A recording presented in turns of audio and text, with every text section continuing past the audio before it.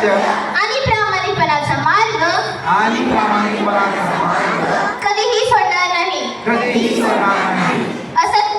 असत्य, अत्याचार आणि भ्रष्टाचार विरुद्ध नेहमी आवाज उठवेन. स्त्रियांचा सन्मान, दुर्लभांचे संरक्षण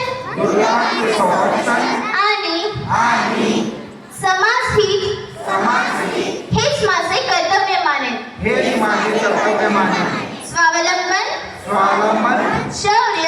शौर्य, शिस्त आणि पराक्रम यांचे आदर्श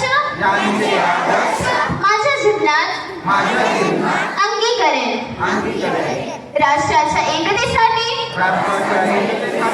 आणि प्रगतीसाठी सतत प्रयत्न करेन. आज या क्षणी रायरेश्वराच्या पवित्र साक्षीने